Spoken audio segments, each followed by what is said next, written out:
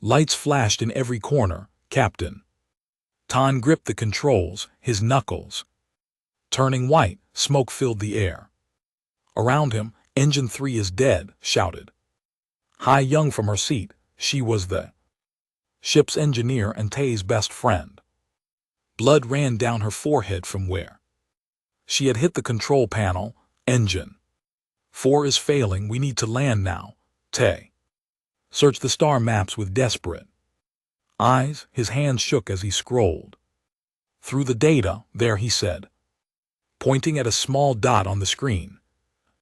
Trading station 20 minutes away. If we can keep moving, we won't make it, he said. Her voice was tight with pain. She held her left arm against her chest. It hung at a wrong angle. The last engine is overheating. We have to try, Tay said. He pushed the ship harder. The metal walls groaned around them. More alarms joined the chorus of warning sounds. The trading station grew larger. In their window, it looked like a giant wheel spinning slowly in space. Lights dotted its surface. Ships of many different shapes and sizes floated near its docking ports. Tay had never seen so many alien vessels in one place. Sending distress signal, Tay said. His fingers danced across the communication panel. Trading station, this is human cargo ship Blue Dawn. We have critical engine failure and injured crew. Requesting emergency docking permission.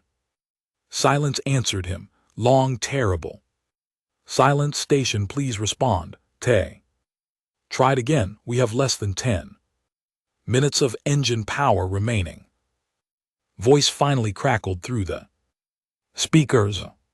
It sounded annoyed and spoke in the common trade language. Human vessel, all docking ports are currently occupied. Seek emergency landing elsewhere. There is nowhere else. Tay shouted. My engineer is injured. Our engines are dying. Please, not our concern, the voice said. Humans are not priority species. Move along. The communication cut off. Tay slammed his fist on the console. They just left us to die. Try another frequency, he said weakly. Her face had gone very pale. Someone might help. Tay broadcast on every channel he could find. This is the human ship Blue Dawn. We are dying out here. Does anyone have mercy? Does anyone care? Most channels stayed silent. A few responded with harsh words. One alien voice laughed and said, humans were too stupid to maintain their own ships. Another said, humanity should never have been given space travel. Tay felt rage and fear mixing in his chest. They had been in space for only 70 years as a species. Other races had thousands of years of experience. But did that mean humans deserve to die? Wait, He Young said. Someone is responding on channel 16. A new voice came through the speakers. It sounded musical like wind chimes. The words came slowly, carefully. Human ship, this is Merchant Velkara. I have heard your calls. I have a private docking port.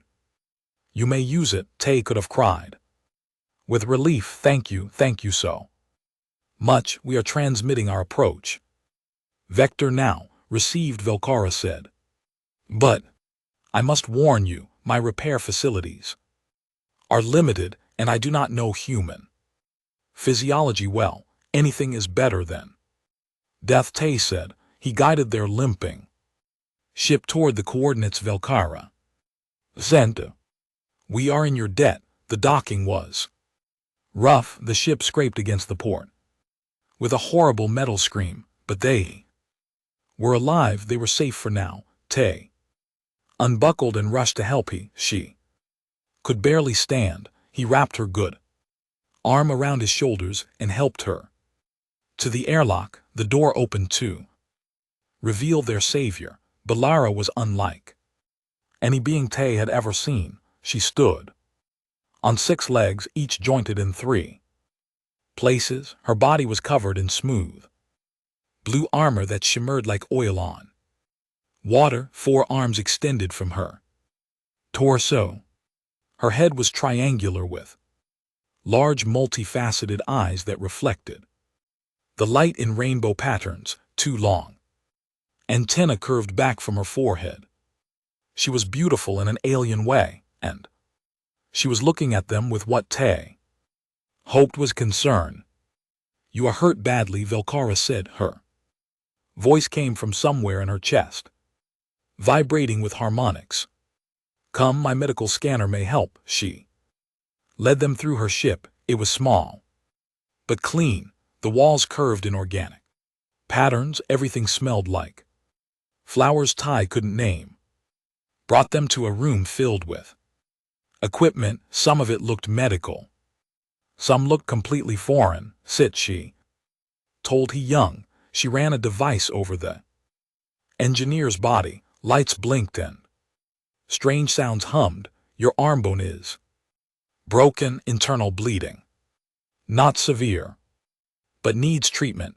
Velkhara moved with surprising speed. She mixed substances in containers. She wrapped Hyang's arm in something that hardened like a cast, but felt warm and alive. She gave the engineer an injection that made her gasp.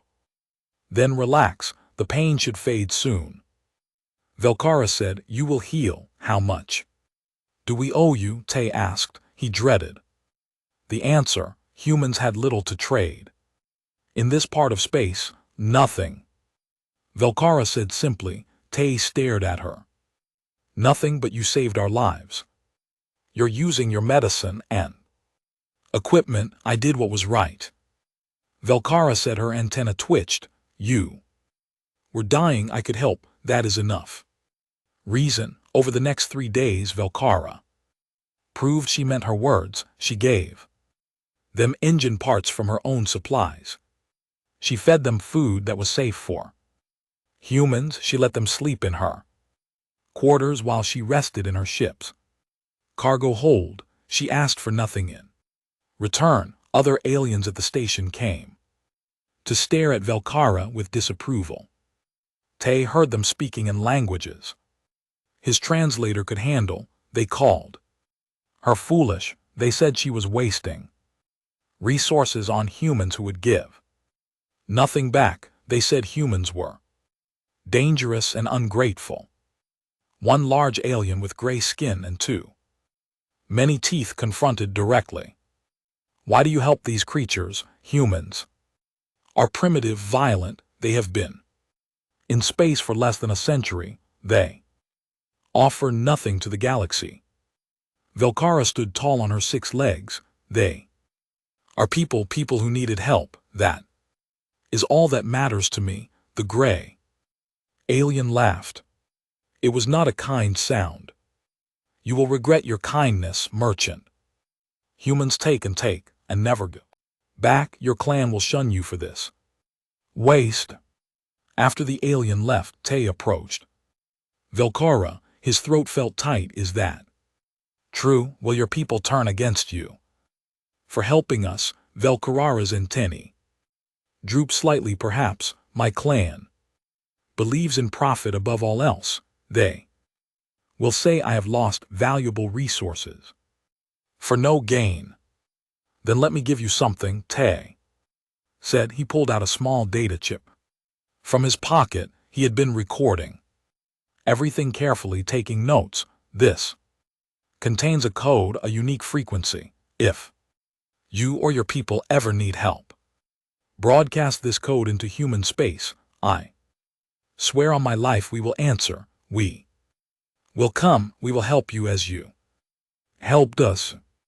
Velkhara took the chip in one delicate hand. She turned it over, examining it with her rainbow eyes. "You think humans will honor such a promise? Your species is young." "We may be young," Tay said, "but humans never forget a debt, especially one this big."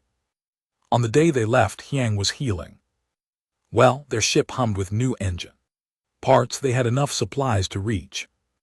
The nearest human colony, Velkara, stood at her docking port to see them off. "I don't think I will ever need to call," she said, "but I will keep your chip as a memory of the kind humans who were grateful." "Keep it safe," Tay said. "We mean what we say. Humans have long memories, and when we love forever. When we owe, we pay our debts, no matter how long it takes."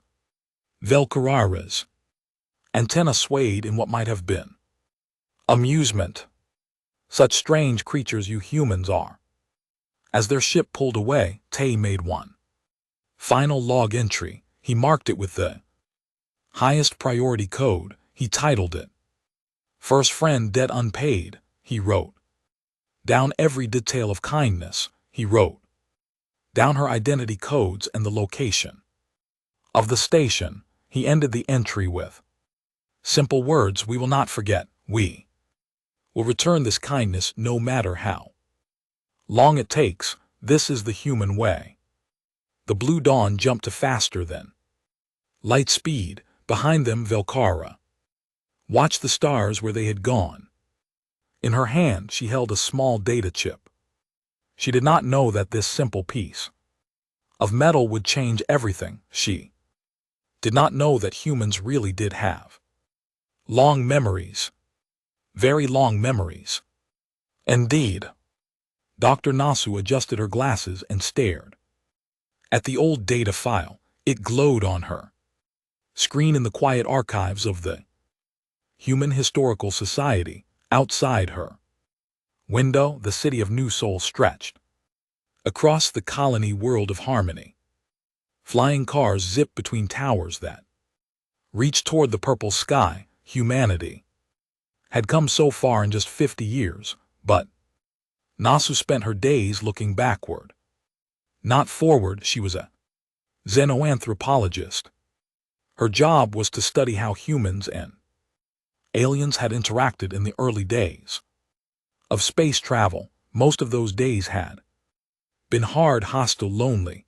This was different. "Computer, play audio log," she said. "File designation first friend." A man's voice filled her office. He sounded young and tired. "This is Captain Tan of the cargo ship Blue Dawn. Date: August 14th, 2187. I am recording this entry to document the kindness of Orion merchant named Velkara." Nisu listened to the entire story. She felt her throat tighten when Tay described how other aliens had mocked Velkara. She smiled when he spoke about the data chip in his promise. She checked the file tags when the recording ended. Status: debt unpaid. Computer, search for follow-up entries. On Velkara, Nasu said. Searching. The computer replied, no follow-up entries. Found no contact recorded. Captain Takwin died in 2217 during the frontier expansion. The debt remains unpaid. Nasu sat back in her chair. Her heart felt heavy. Takwin had meant his promise. She knew that every human who went into space in those early days had been so earnest, so grateful for any kindness. They all believed humanity would repay what was owed, but 50 years had passed. Had anyone ever checked on Velkara? Had anyone tried to find her? Nasu opened a new search. Computer, locate all files marked with status debt unpaid. Screen filled with entries, hundreds of them, thousands. Nashu's hands trembled as she scrolled through the list. Each entry was a story, a human helped by an alien, a kindness shown when humanity was weak and alone in the galaxy. Most of the debts were small: a meal, warning about dangerous space routes, repair at fair price, but they were all marked, all recorded, all remembered. Computer, how many humans know about this database? Nasu asked. This archive is accessible to all citizens, the computer said. however query patterns. Suggest low awareness.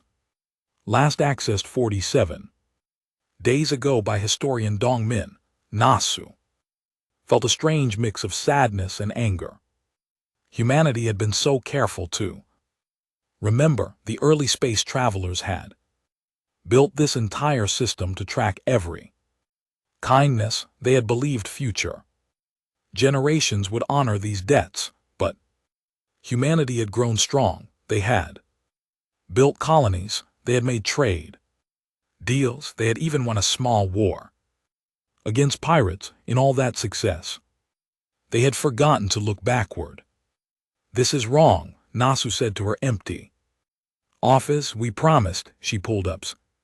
Entry again. The file contained her species identification, the trading station location, and even her clan markings. Taquin had been very thorough. Computer, search current databases for real merchant Velkara. Last known location, Velar System Trading Outpost. Searching galactic registries. This may take several minutes. Nu stood and paced. While she waited, through her window, she could see the human embassy building. It was tall and made of glass that changed colors. Ambassador Jiwan worked there. Nasu had met her once at a conference. Gi was known for being tough. In negotiations, she had gotten humans better trade deals with 6 different species. She was smart and fair and believed in doing the right thing. Search complete, the computer said. Real merchant Velkara found. Current status alive. Age quiz standard years. Location real home world southern continent merchant quarter Nashuz. Heart jumped. Velker was alive after all these years. She was still alive. Computer display current news about the Reliant home world. The screen filled with articles. Nasu read them quickly, and her excitement turned to horror. The real Thean Empire was dying. Their economy had collapsed 15 years ago. Famine was spreading across their colonies. Younger species had taken over their trade routes. The proud civilization that had once spanned 20 star systems was now struggling to feed its own people. Why didn't we know about this? Nasu wondered aloud, but she knew the answer. Ryans were proud. They did not ask for help, and humanity had been too busy looking forward to check on old friends. Nu grabbed her communicator and called the human embassy. A young man answered. Embassy of Humanity. How may I direct your call? I need to speak with Ambassador G1. Nasu said. Tell her it's urgent. It's about an unpaid debt from 2187. Young man looked confused. I'm sorry. Did you say 2187? That's 50 years ago. Yes, Nasu said firmly, and every day we wait is a day of dishonor. Please, she needs to hear this. Something in Nasu's voice must have convinced him. Please hold. 5 minutes later, Ambassador G1's face appeared on the screen. She was in her 60s with gray streaking her black hair. Her eyes were sharp and intelligent. Dr. Nasu, we met at the Xenoanthropology conference last year. What's this about an old debt? Nasu took a breath and began explaining. She told G1 about Tequan in the Blue Dawn, about kindness when no one else would help, about the promise that had been made and forgotten, about the database full of unpaid debts. Gi listened without interrupting. Her face grew serious as Nasu spoke. And the Arthayans are suffering now? Jiwan asked when Nasu finished. Dying, Nasu corrected. Their empire is collapsing. Famine, economic failure, and we've been ignoring it. Jiwan was quiet for a long moment. Then she said, send me Everything you have on Vikara and the entire debt database. I need to see all of it. You believe me? Nasu asked. You think we should do something, Doctor? Nasu Jiwan said slowly. My grandmother was a cargo pilot in the early days. She told me stories about those times, how frightening it was, how alone we felt. She said other humans saved her life twice and aliens saved it. Once she made me promise that if I ever had power, I would remember the good ones. G1's eyes were distant, remembering she died when I was 15, but I never forgot that promise. Send me the files. I'll take this to the Chancellor today. Nasu sent everything. Then she sat in her office shaking with nervous energy. She tried to work on other projects but couldn't focus. She kept thinking about Velkara, an old alien woman on a dying world, probably not even remembering the two humans she had saved so long ago. 3 hours later, her communicator buzzed. It was Jiwan again. Dr. Nasu, the Chancellor wants to meet with you tomorrow morning. Can you come to the capital? Of course, Nasu said, but why does he need me? Because he wants to understand how we forgot, Guy said. Her voice was tight with emotion, and he wants to make sure it never happens again. He's calling it the great shame. 50 years of broken promises. What are we going to do? Nasu asked. Jiwan smiled, but it was not a happy smile. It was the smile of someone preparing for battle.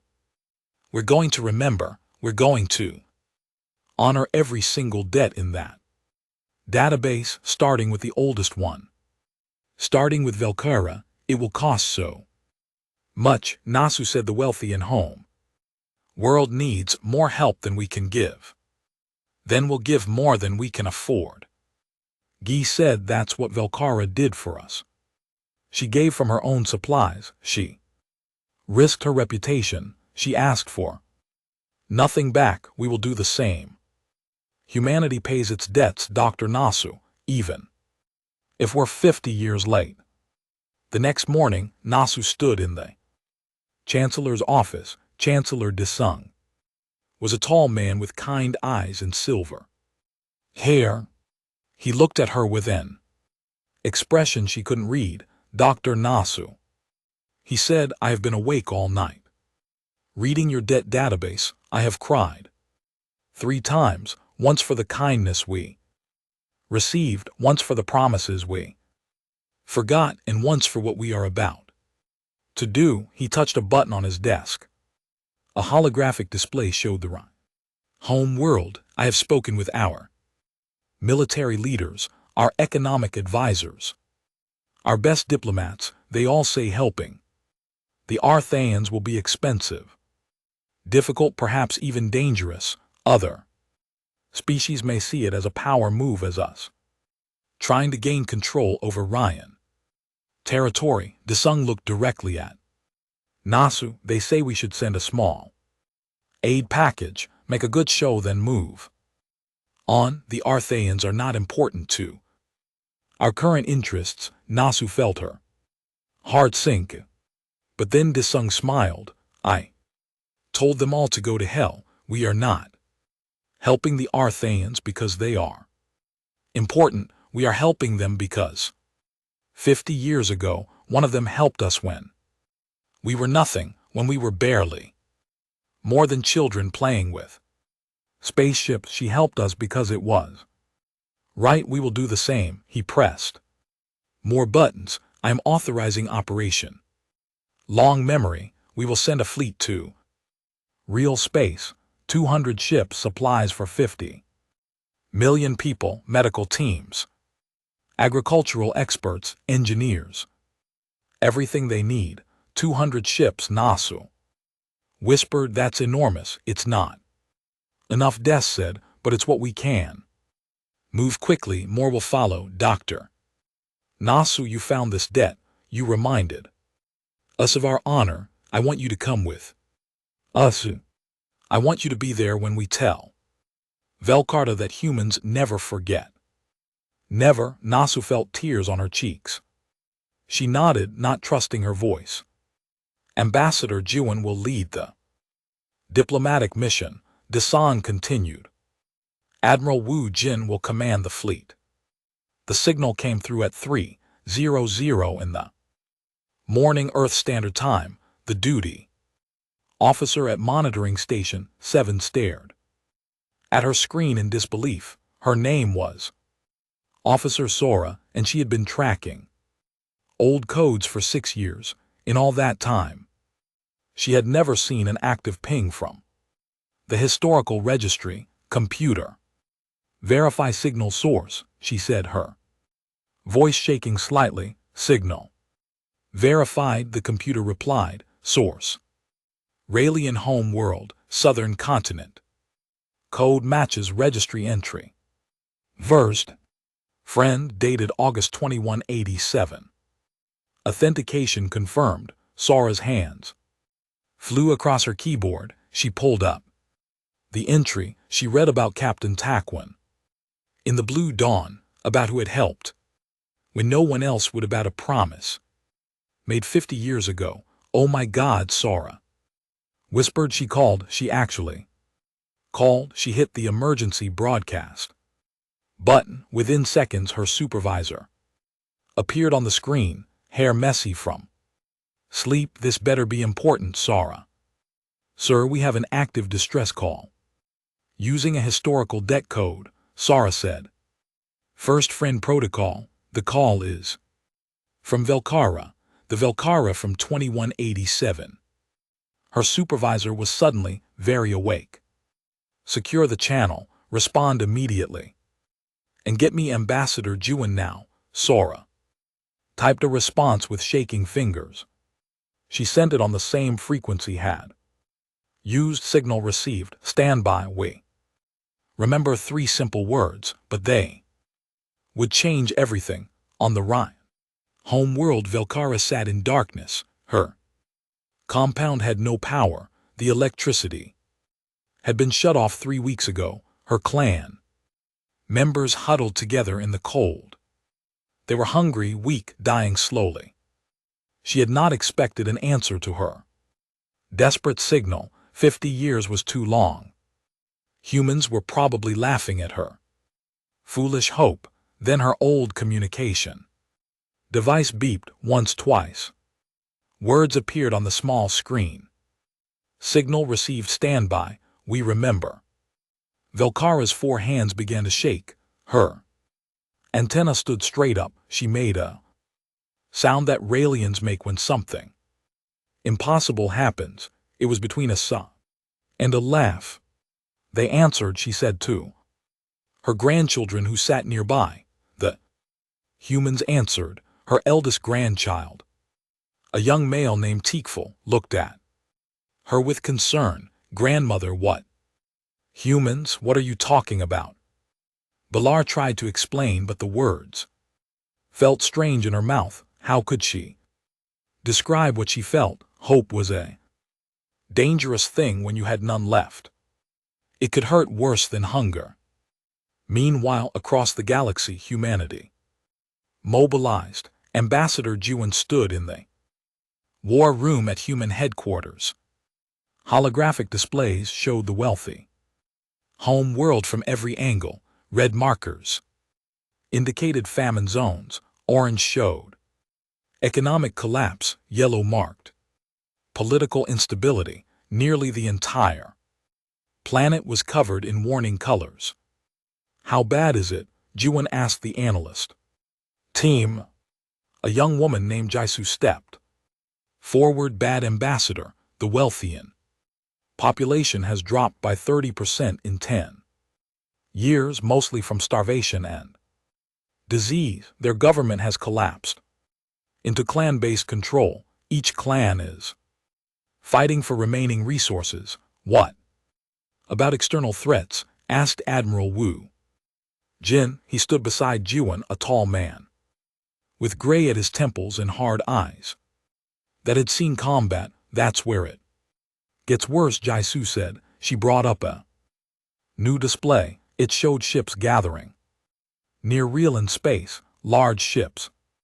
Warships, the Krelith Dominion has been circling for months. They've offered aid packages, but the terms are brutal. Define brutal, Jiwon said, essentially slavery. Ju replied, the Krelith want to take over Ryan mining operations, agricultural worlds, and trade routes. In exchange, they'll provide food and medicine. The Arthayans will become a client state. No autonomy, no freedom. Just survival. Admiral Wu Jin's jaw tightened, and the Ryans are considering it. They're desperate, Jizu said. Some clans have already voted to accept. Others are holding out, but they're running out of time. Chancellor Disung entered the room. Everyone stood straighter. He looked tired but determined. Status report on operation Long Memory. Fleet is assembling at Rally Point, Theta. Admiral Wu Jin said. 200 ships as authorized, medical vessels, supply carriers, agricultural processors, and 30 warships for escort. Will be ready to move in 72 hours. Not fast enough, G1 said. If the Arthayans accept the Krelith deal, we lose our chance to help. Disung nodded. Then we send an advance team. Admiral, how quickly can you get a small group to the real home world? Yujin thought for a moment. I can have a fast diplomatic ship there in 4 days. 8 people. Maximum, no heavy equipment. Do it. Descend Ambassador Jiwon and Dr. Nasu. Make sure the Ryans know we're coming. Make sure they know we're serious. Most importantly, make sure they know this is about honor, not conquest. What about the Krelith? Asked Colonel M. Jun, the security chief. They won't like us interfering. The Krelith can go to hell, Disung said flatly. We're not asking their permission to help our friends. 4 days later, a sleek human diplomatic ship entered real space. It was called the Promisekeeper. The name was chosen carefully. Everything about this mission had been chosen carefully. Ambassador Jiwon stood on the bridge with Dr. Nasu beside her. They watched the Ryan home world grow larger in the viewscreen. It was a beautiful planet. Blue oceans and green continents. 3 moons hanging in the sky, but Nasu could see the signs of trouble even from space. The cities were dark at night. Few ships moved between the moons and the planet. The orbital stations looked abandoned. It's heartbreaking, Nasu said quietly. It's about to change, G1 replied. She opened a communication channel. Raelian Planetary Authority. This is Ambassador G1 of the Human Diplomatic Corps aboard the ship Promisekeeper. We are here in response to a distress call from citizen Velkara. We request permission to land. Silence followed. Long tense silence. Finally, a tired voice responded. Human ship, this is Authority Central. We have no record of any agreement with humanity. State your business. Our business is a debt 50 years old, Jiwon said. A debt of honor. We request a meeting with your Leadership Council and with Velkara of the Southern Continent. More silence. Nasu could hear heated discussion in the background of the Raelian communication. Voices arguing in their musical language. Ambassador Jiwon, the voice, finally said, you may land, but be aware that other parties are negotiating for assistance. The Krelith Dominion has offered aid. We may not need human interference. We're not offering interference, Jiwon said calmly. And GT, we're offering friendship. And GT, there's a difference. The Promisekeeper landed in the capital city of Real Thurian. It had once been a city of beauty. Nasu had red towers of crystal that sang in the wind, gardens that floated on anti-gravity platforms, art everywhere. Now it looked tired, broken. The towers were dark, the gardens had fallen, people moved slowly through streets, their bodies thin and weak. Delegation met them at the landing pad. 5 Ryans, their blue armor dull with age and neglect. The leader was an older male with scars across his carapace. I am Council Leader Thrankino. Welcome to Real Thurian humans, though I confess I do not understand your purpose here. We're here to pay a debt, G1 said. Simply, she gestured to Nasu. Dr. Nasu will explain. Nasu stepped forward, her heart pounded, but her voice was steady. 50 years ago, one of your people saved 2 human lives, a merchant named Velkara. She gave them medicine, engine parts, and shelter when no one else would help. She asked for nothing in return. The human captain made her a promise. He said that if she ever needed help, humanity would come. She called us 4 days ago. We are here to keep that promise. Then's antenna twitched in what might have been surprise. You came across dozens of light years because of a 50-year-old favor, one merchant helping 2 travelers. Yes, Jiwon said. That's exactly why we came. One of the other council members spoke. She was younger, her armor still bright blue. The Krelith have offered us food for 50 million people, medicine for our sick, energy for our cities. What do humans offer? Nostalgia for old promises. We offer the same thing offered 50 years ago, Jiwon said. Help because it's right, not because it profits us, not because we want to control you, because one of your people was kind to us when we were nothing. We don't forget that kind of thing. Thrankel studied them with his rainbow eyes. The Krelith want us to sign their treaty tomorrow. They say if we refuse, they will give their aid to others. We will die. What can you possibly offer that competes with that? Time, Nu said. Give us time. A fleet of 200 human ships is coming.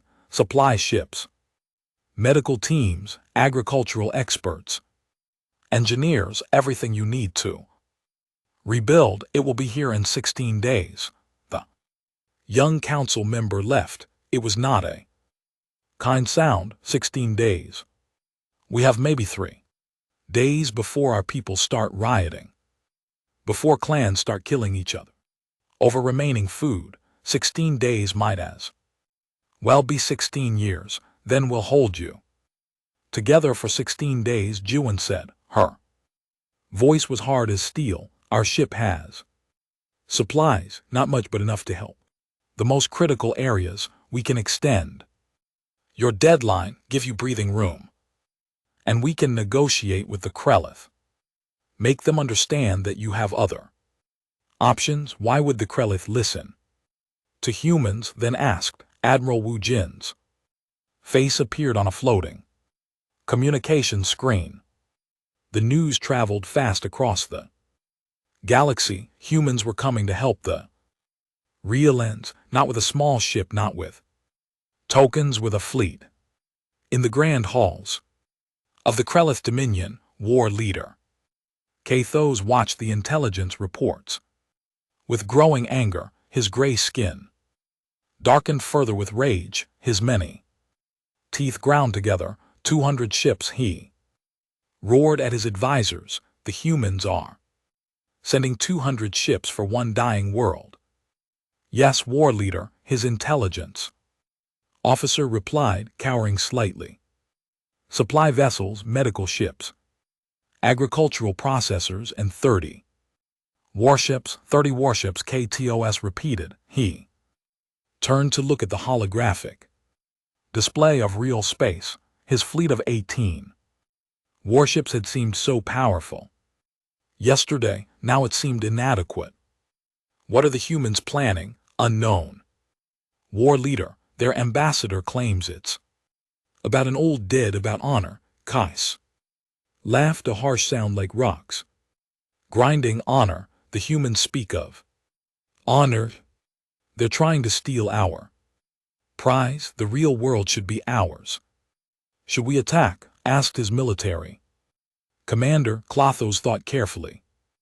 The Krelith were strong, but humans were unpredictable. They had appeared in the galaxy only 70 years ago. In that short time they had fought off pirates, established colonies, won battles they should have lost, and they were insane when protecting things they cared about. No, Kathos said slowly, we wait, we watch. If the humans make one wrong move, we strike, but we don't start a war with them over this. Not yet. On the real home world, Ambassador Jiwan worked without sleep. She negotiated with clan leaders. She distributed supplies from the Promise Ekiber. She kept the Krelith busy with diplomatic meetings that went nowhere.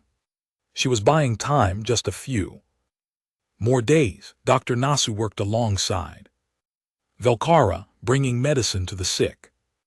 The old merchant insisted on helping, even though her body was weak with ache and hunger. Together they moved through the crowded refugee centers in the capital. You don't have to do this, Nasu told as they treated a young child. You should rest. I spent 50 years running from my clan's disapproval, Velkara said. Her voice was quiet but firm. They said I was foolish for helping you, wasteful, stupid. Now you prove them wrong. The least I can do is help you. Help us. The child they were treating looked up at Nasu with huge, multi-acided eyes. Are you really human? The child asked in broken trade language. Yes, Nasu said gently. She cleaned the child's infected arm with care. My teacher says humans are dangerous, the child said. She says humans are violent and take what they want. Nasu felt a sting in her chest, but she kept her voice calm. Some humans are like that. Some beings of every species are like that, but many humans are different. We remember kindness, we protect our friends, and we're here to help you get better. Child's parent, a tired-looking adult, spoke up. Forgive my child's rudeness.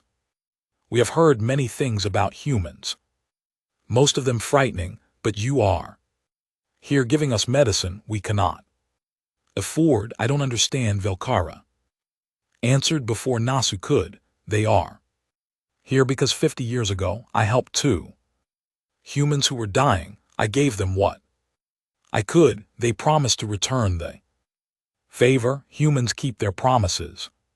The parents' antennae drooped in shame. One favor 50 years ago when they sent ships.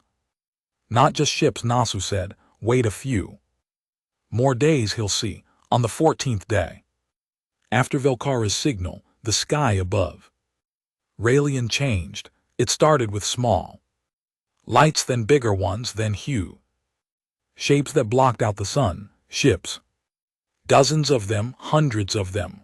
The largest fleet most Ryans had ever seen. The human fleet had arrived. Admiral Wu Jin stood on the bridge of the flagship Remembrance. He watched the Ryan home world grow larger on his screens. Behind his ship, 200 vessels held formation, perfect, disciplined, ready. Open a channel to Real Authority Central, Wu Jin ordered, and make sure every ship in the system can hear it, including the Krelith. Channel open. Admiral Wu Jin and LT Unk and GT's voice echoed across the system, strong, clear. Certain, this is Admiral Wu Jin of the Human Space Navy, commanding operation Long Memory. We are here in response to a distress call from Reliant citizen Velkara. marked his first friend in our historical records. We bring supplies, medicine, agricultural support, and engineering assistance. We come in peace. We come as friends, and we come to stay until the job is done. On the planet below, millions of Ryans stopped what they were doing. They looked up at the sky, at the massive human fleet that had just appeared like a promise kept. In the capital, council leader Thrall stood with Jiwan and watched the ships descend. Tears of silver ran down his face. I did not believe, he whispered. Forgive me, Ambassador. I did not believe you could do this. We didn't do this, Jiwan said. Velkhara did. She showed kindness to two humans 50 years ago. This is the result. The landing began. It was organized chaos. Supply ships touched down in designated zones. Medical teams rushed to hospitals.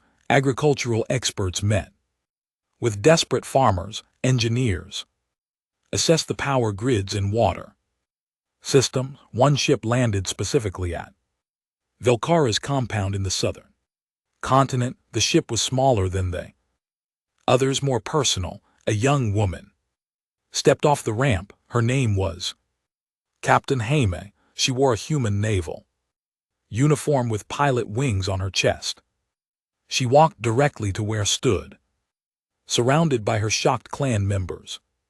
Merchant Velkhara, Ha asked in perfect Ralphian language. Yes, Velkhara said. Her voice shook.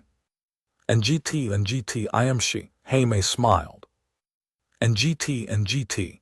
It was a warm smile, a grateful smile. My mother was he young. She was the engineer on the Blue Dawn. You saved her life 50 years ago. She told me stories about you my whole childhood. She made me promise that if I ever had a chance, I would thank you properly. Velkhara's 4 hands covered her face. He young.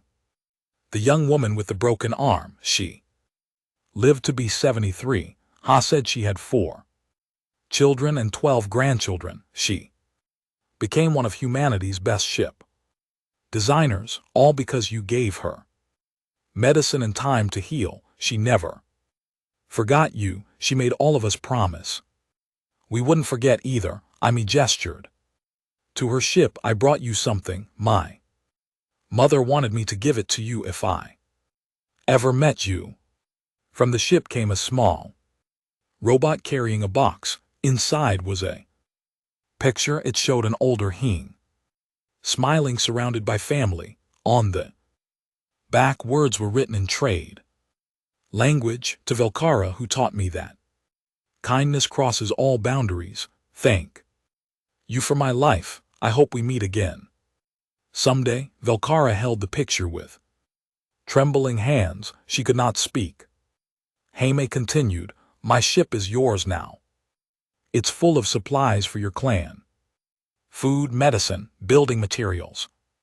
Everything you need. Consider it a gift from the daughter of someone you saved.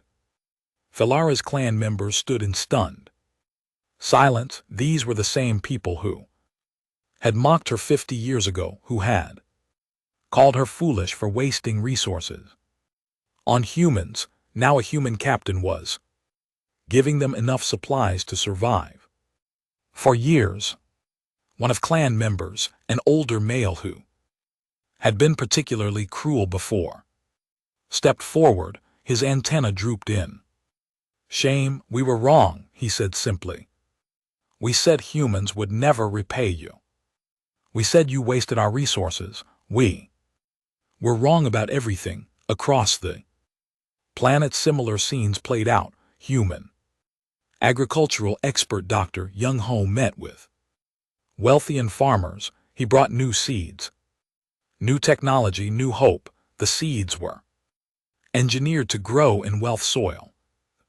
Technology was simple enough for anyone to use. We're not just feeding you, Young Ho explained to a group of desperate farmers. We're teaching you how to feed yourselves better than Before, stronger than before.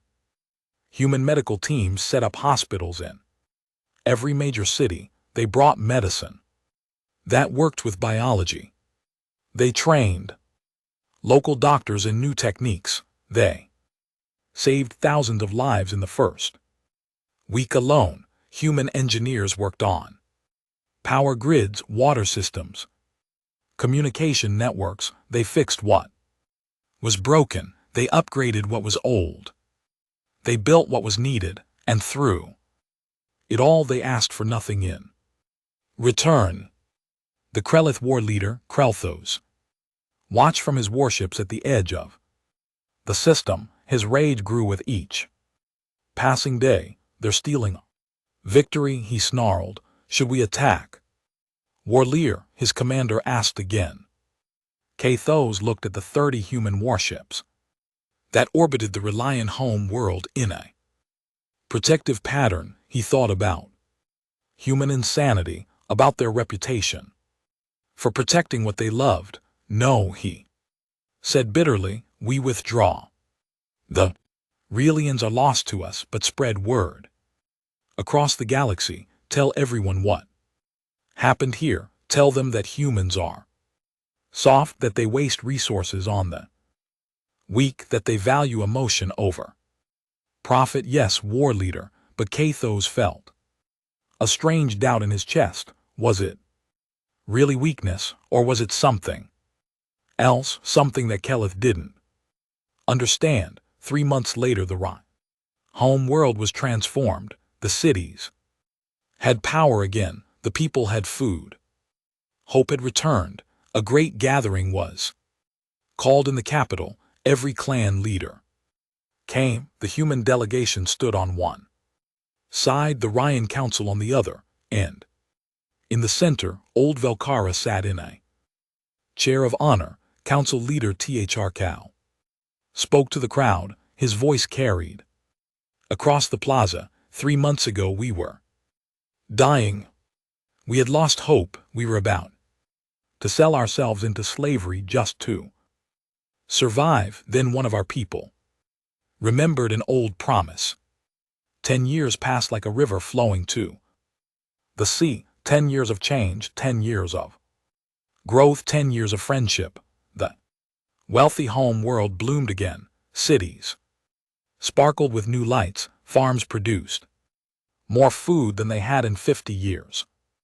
Children played in parks that had been empty and dark. The people sang again. And everywhere there were humans. Some stayed to help, engineers who married wealthy partners and built homes, doctors who trained new generations of wealthy medical students, farmers who taught and learned new techniques. They became part of wealth society, not conquerors, not rulers, just friends who stayed. Velkara lived to see it all.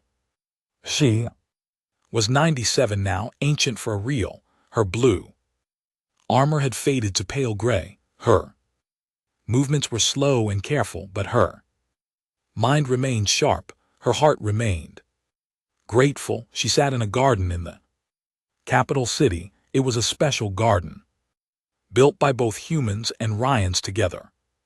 Flowers from both worlds grew side by side. A fountain in the center played music when the water fell. Beside her sat Captain Jaime, who had become like a daughter to her. Him he visited every month, bringing news from across the galaxy. Tell me what's happening, Velkara said. Her voice was thin but clear. Tell me about the others. Jaime smiled. She pulled out a data pad.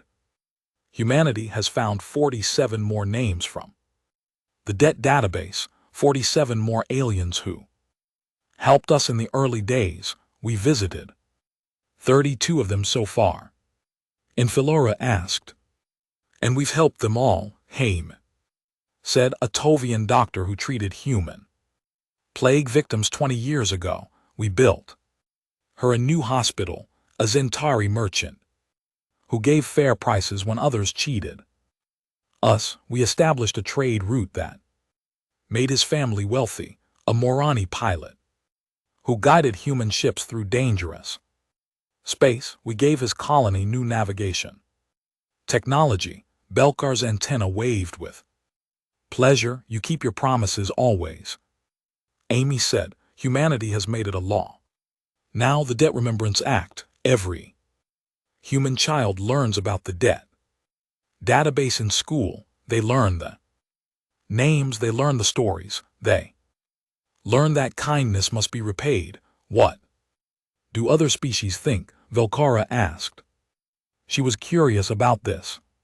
She had lived long enough to know that the galaxy was complicated. Not everyone appreciated human behavior. Hymes' smile faded slightly. Some think we're foolish. They say we waste resources on old debts that we should focus on profit and power. The Krellith still call us soft, but others Felera prompted. Others are learning, Ha said.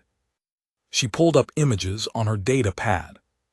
3 new species have approached humanity for diplomatic relations, not because we're powerful, because they've heard the stories. They want allies who remember, who value loyalty. She showed Velkara a picture. It was a statue in a human city on Earth. 2 figures stood together, hands meeting. One was clearly human, the other was clearly Reliant. That's us, Velkara whispered, recognizing her younger self and Captain Taquin. You made a statue. We made 50 of them. Jaime said, 1 in every major human city. The first friend they're called. Children visit them on school trips. People lay flowers at the base. You're famous across human space, Velkara. You're a hero. I just helped 2 people. Velkar said she felt overwhelmed. I didn't do anything special, that's why. You're a hero, I said gently, because you think kindness is normal. You think helping others is nothing special. That's the lesson humanity needed to learn. In the human capital on Earth, President Missoon stood before the Galactic Council. She had been invited to speak. It was a great honor. Only the most important species were asked to address the council. The council chamber was enormous.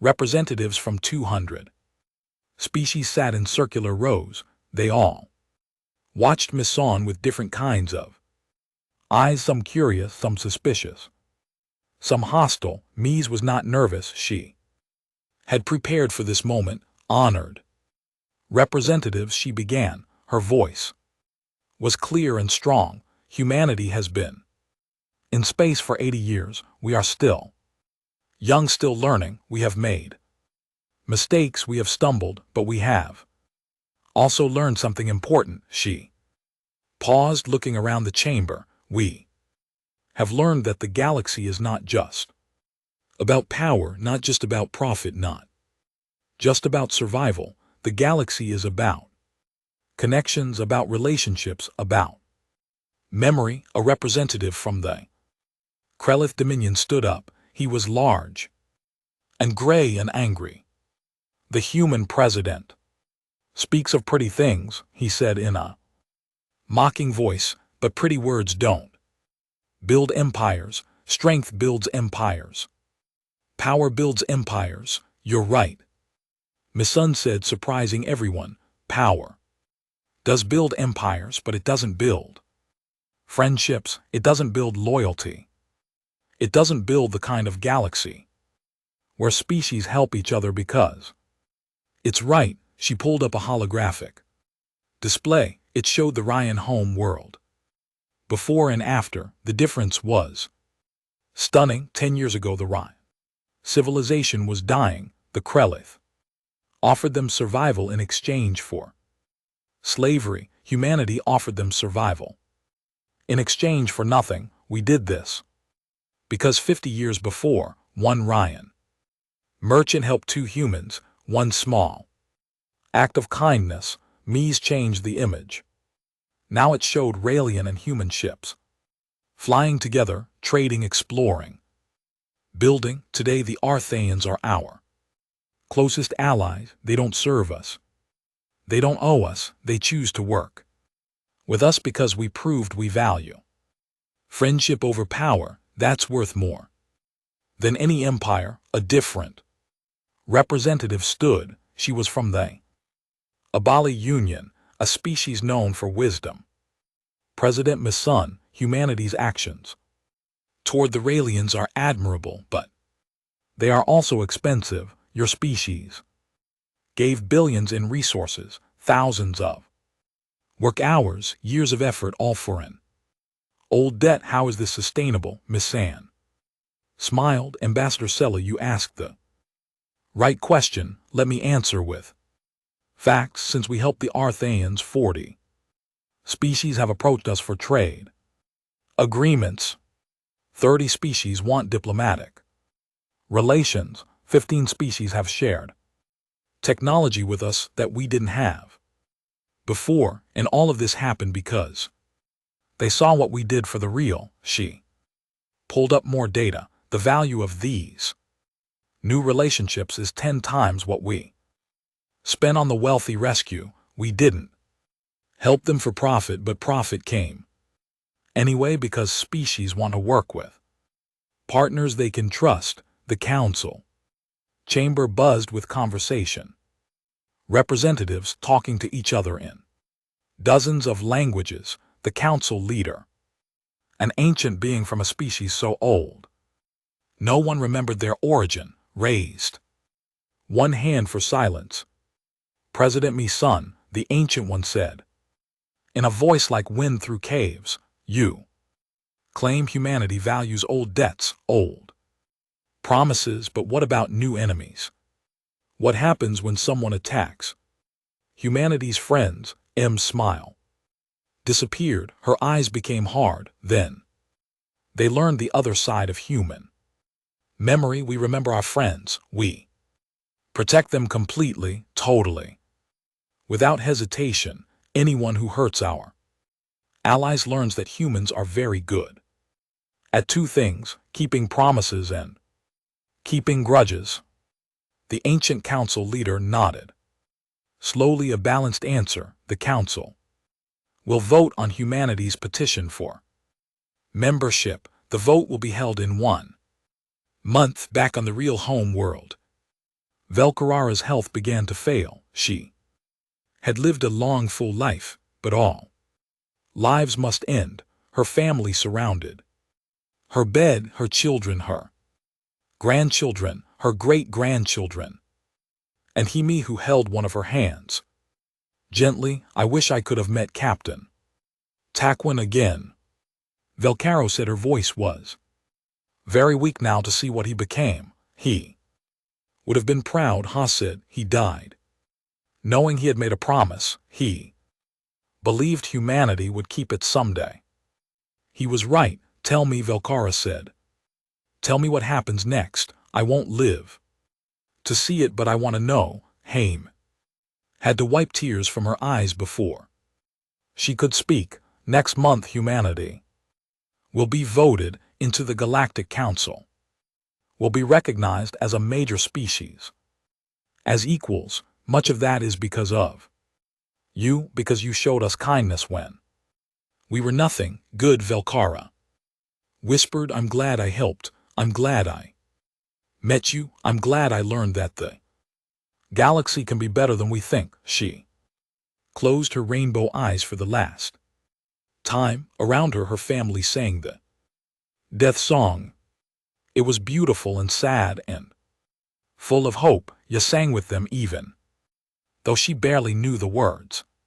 She sang for her mother who had been saved. She sang for Kara who had done the saving. She sang for the friendship between two species that had started with one simple act of mercy.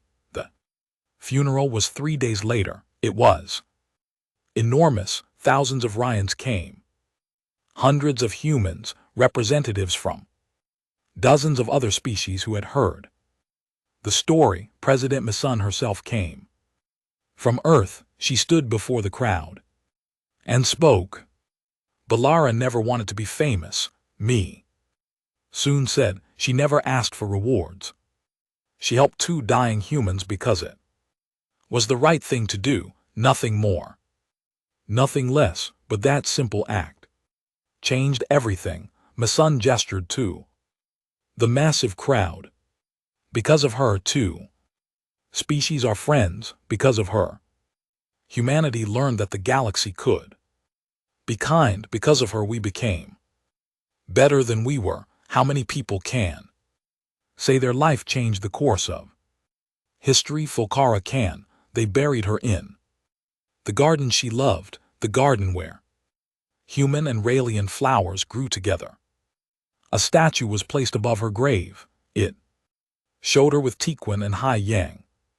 All 3 together, the inscription. Read, the first friend who taught us that kindness crosses all boundaries. 1 month later, the Galactic Council voted